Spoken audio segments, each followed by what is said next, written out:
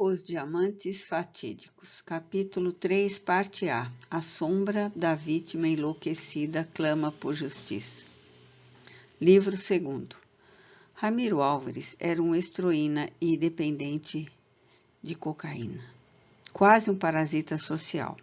Investia na bolsa de valores parcos recursos que possuía, locupletando-se, porém, com o resultado de transações financeiras inescrupulosas. Os amigos que o conheciam não confiavam nas suas bravatas e quase o evitavam, porquanto sabiam-no explorador e canalha. Manolo, que fazia parte do grupo há menos tempo, ainda não tivera oportunidade de identificar cada um dos seus membros e agora se tornava vítima da sua parvoíce. Confessamos que Ramiro mantinha interior antipatia pelo jovem exibicionista, não compreendendo como os bons fados foram tão generosos para com o Janota em detrimento dele. Mordiscava desse modo uma inveja doentia e inexplicável, que lhe crescia perturbadoramente. Ocorre que o português agiota, a quem Manolo mandara Maiuso assassinar, não cessava de acompanhar o infame, aguardando somente a oportunidade que agora se lhe deparava promissora para descer contra ele a sua terrível adaga de vingança. Havendo encontrado ressonância no psiquismo do cocainômano, passou a transmitir-lhe aversão pelo criminoso, inspirando-o a surrupiar-lhe a joia que um dia fora-lhe também motivo de truculência e desdita. Eis porque Ramiro passou a manter incomum interesse que lhe surgira de inopino pela joia comentada, que o fez não adiar por muito tempo o momento de vê-la. Tão logo lhe apareceu oportuno, procurou Manolo sob pretexto de uma inversão significativa que parecia promissora. Entretanto, irreal, fruto da sua imaginação engenhosa para confirmar a realidade da informação do exibicionista. Ao visitá-lo no escritório, apresentou um plano mirabolante, fantasioso de aplicação de recursos em Barcelona, com possibilidade de posterior transferência dos valores para Nova York, considerando-se que os títulos negociáveis, no momento em queda, seriam recuperados logo mais, conforme notícia que tivera de fontes fidedignas que de outras vezes lhe foram benéficas. Presunçoso, mas não estúpido, Manolo recusou-se a participar da negociata, preferindo investimentos mais seguros para o momento, mesmo porque, segundo afirmava, não dispunha de soma exigível. Enquanto tragavam suavemente um uísque envelhecido, Ramiro referiu-se em passant, dando a máxima naturalidade à voz. Você comentou-nos possuir um conjunto de diamantes que a todos nos despertou a curiosidade, porquanto sabemos que a África do Sul é produtora de alguns dos mais puros que existem, e, naturalmente, considerando-se a sua posição socioeconômica, há de ter sabido selecionar as pedras mais transparentes, portanto, sem qualquer jaça e de excelente qualidade. Sem dúvida que sim, as minhas peças constituem um deslumbrante conjunto que sempre surpreendem pela majestade de que se revestem, tanto quanto pela superior lapidação que lhes confere distinção e valores especiais. Para que o amigo tenha ideia do que me refiro, o preço do belo conjunto supera atualmente os $150.000. Ufa! Exclamou o visitante. Então é um tesouro inestimável e em forma de um adereço especial. É claro que não possuo nada igual, mas confesso que gostaria de ser proprietário de alguma coisa deste quilate. Depreendo que a sua vida de imigrante na África do Sul foi muito exitosa, levando-se em consideração os recursos de que se faz detentor a começar por uma joia tão cara, tão deslumbrante. Certamente que trabalhei com afã e vivi com algum conforto, mas não foram pequenos nem fáceis as lutas e os sacrifícios experienciados. Havia uma não disfarçada explosão de orgulho e de pretensão no comentário. E por que se transferiu para Magaluf, nesta região de Palma de Maiorca? Piscando o olho com astúcia e maldade, prosseguiu antes de ouvir a resposta. Algum problema com lei, com família, com negócios ou um rolo total? Penso que é falta de sabedoria abandonar a mina dos tesouros quando tudo corre bem. Você está indo longe demais no seu interrogatório, interrompeu o outro com brusquidez. Afinal, onde que deseja chegar? Desculpe-me, não tive qualquer intenção malévola, foi apenas uma forma de dialogar. O visitante percebeu que a história de vida do seu anfitriã guardava algum segredo devastador, porquanto a súbita cólera que lhe assomou denunciava algo muito grave, que jazia nos subterrâneos do seu comportamento.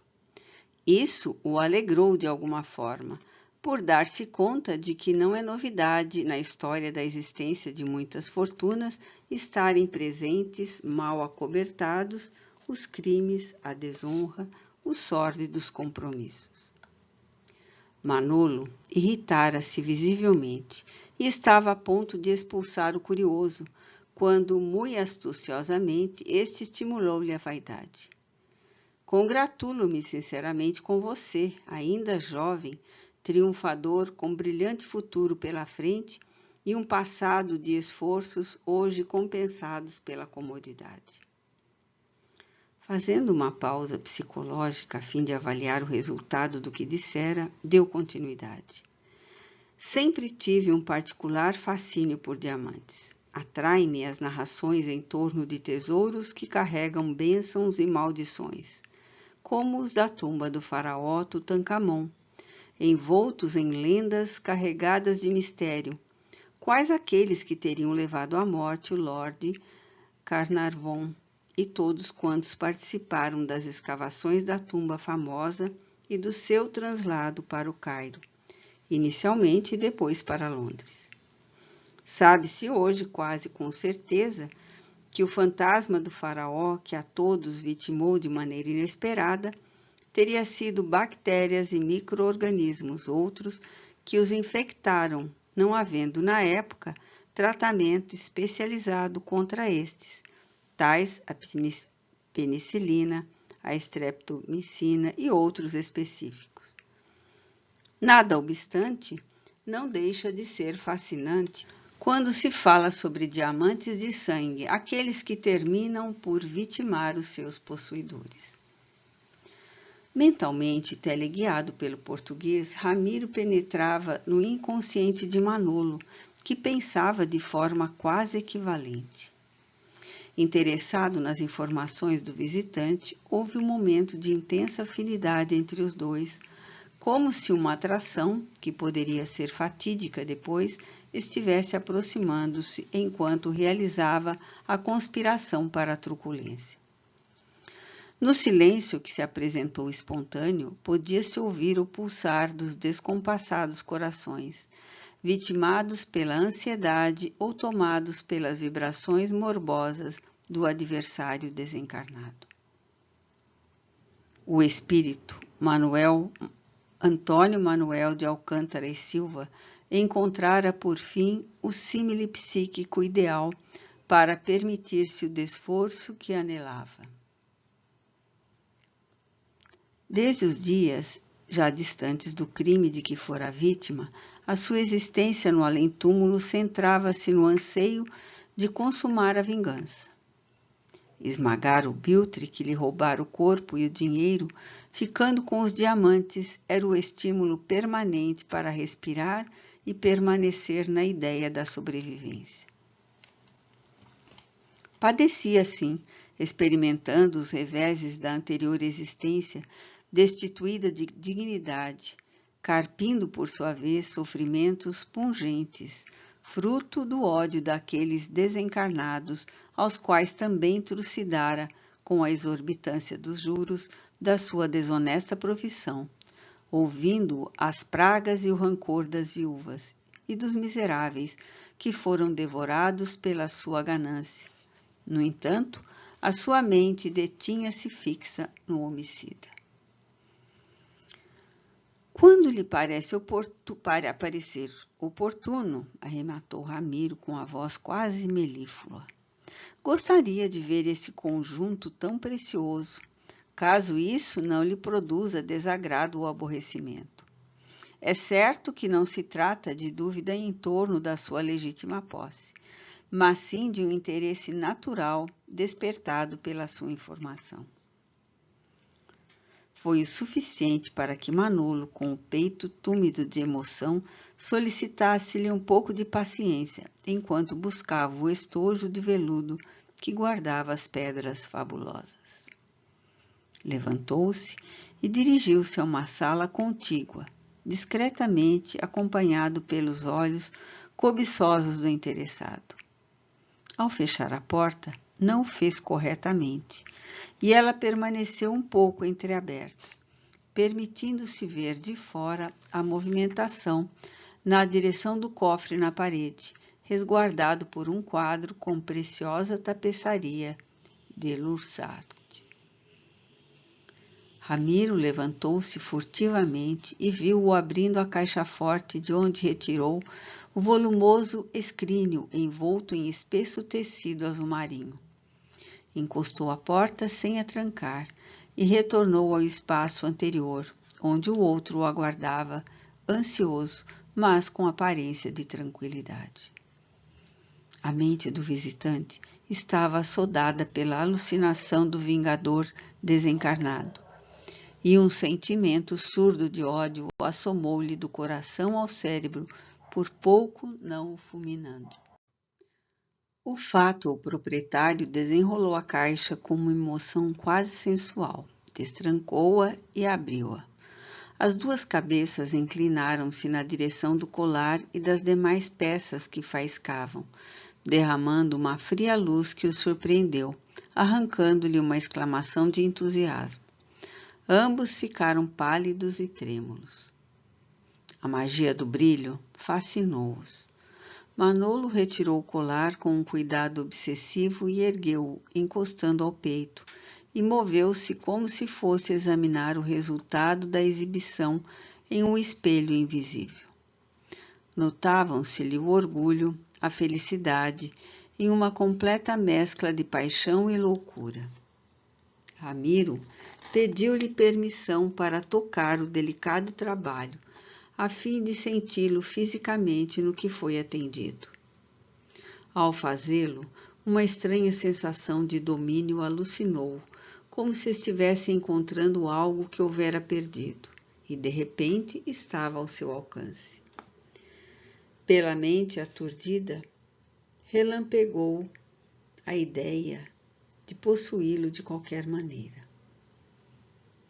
O obsessor tomou-lhe o raciocínio, inspirando-o a fugir com o tesouro, arrebatando-o à força do seu ilegítimo proprietário. Sentiu-se quase desfalecer. Manolo, igualmente astucioso, enquanto olhava o outro, captou-lhe o pensamento perverso e tomou o colar com brusquidão, sorrindo e asseverando. Ele tem um poder mágico, fascina todos aqueles quantos o tocam. Antes que você se apaixone pelo seu esplendor, é de bom alvitre que ele volte a dormir no cofre, que é o seu lugar de segurança e de paz. Estava cerrando o escrínio quando Ramiro, tomado pelo inimigo desencarnado, tartamudeou. Eu quase daria a vida para possuir um conjunto de pedras desse quilate. Pois saiba que eu também, por pouco não dei a minha, havendo-me custado um preço além do valor em dinheiro que lhe é atribuído. Evocando, sem o desejar, a cena que culminou no crime, entrou em sintonia com a vítima odienta, formando-se um triângulo psíquico de intercâmbio perturbador. Os fluidos emanados da mente do português envolveram ambos, desequilibrando-os, gerando um inusitado transtorno emocional.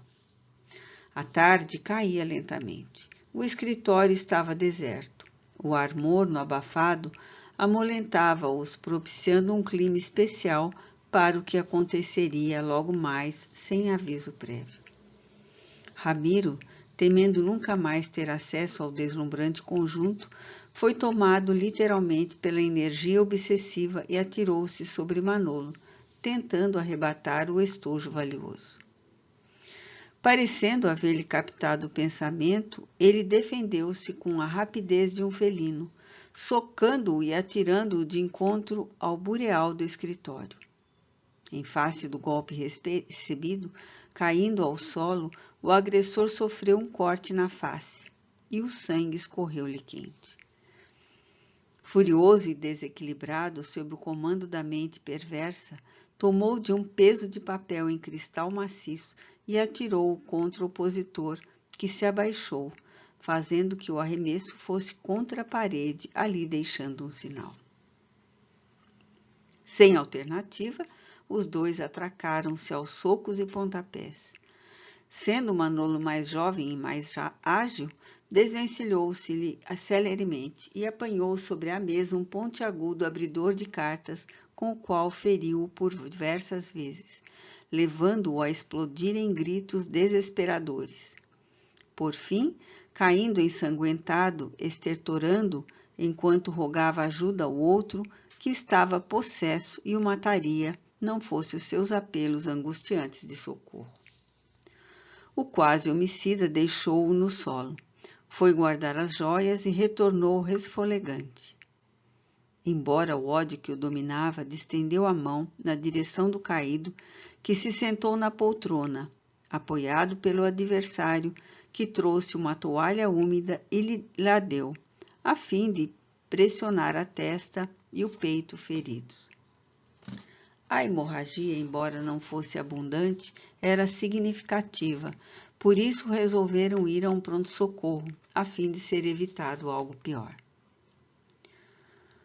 Foi uma loucura o que me aconteceu, externou quase sem voz Ramiro.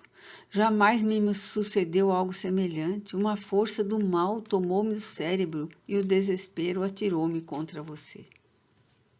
Está tudo bem, repostou, iracundo o interlocutor, ainda com ódio. O colar continua de minha propriedade, e somente isso é importante. Espero que após estes acontecimentos, que você narrará conforme suas conveniências, as nossas relações sejam totalmente interrompidas. Não pretendo narrar nada a ninguém. Tentaremos dizer no hospital que fui vítima de um assalto de rua e que o bandido escapou velozmente. É certo que esse acontecimento, narrado como de rua, não despertaria maior atenção, porque se tornavam habituais atentados à mão armada com punhais e revólveres em plena Calais, até mesmo à luz do dia. As cidades, à medida que se vão tornando famosas e preferidas por pessoas abonadas financeiramente, tornam-se também atraentes para bandidos de diferentes tipos e assaltantes vulgares que lhes dão preferência em razão da facilidade para o crime, especialmente quando se tornam centros turísticos, pelos descuidos que são comuns a esses viajantes, sempre deslumbrados por tudo quanto veem. A chegada ao pronto-socorro foi sem incidente. A explicação pareceu convencer o plantonista, que, em razão do pedido da vítima, que não desejava ser envolvida em escândalo, resolveu não formular a notificação policial. O paciente pretendia prosseguir o tratamento em clínica particular, o que facultou logo receber alta, já que os ferimentos não apresentavam gravidade, sendo desnecessário o internamento imediato. Concluído esse lance, Manolo retornou ao escritório, já à noite, e procurou recompor o local, arrumando os móveis e verificando se haviam ficado característicos e denunciadores sinais de luta, quais manchas de sangue e objetos arrebentados. Como tudo estivesse aparentemente bem, resolveu buscar o lar agora cansado após cessada a emoção, enquanto o cérebro esfervilhava de interrogações a respeito da ação estúpida do estranho visitante.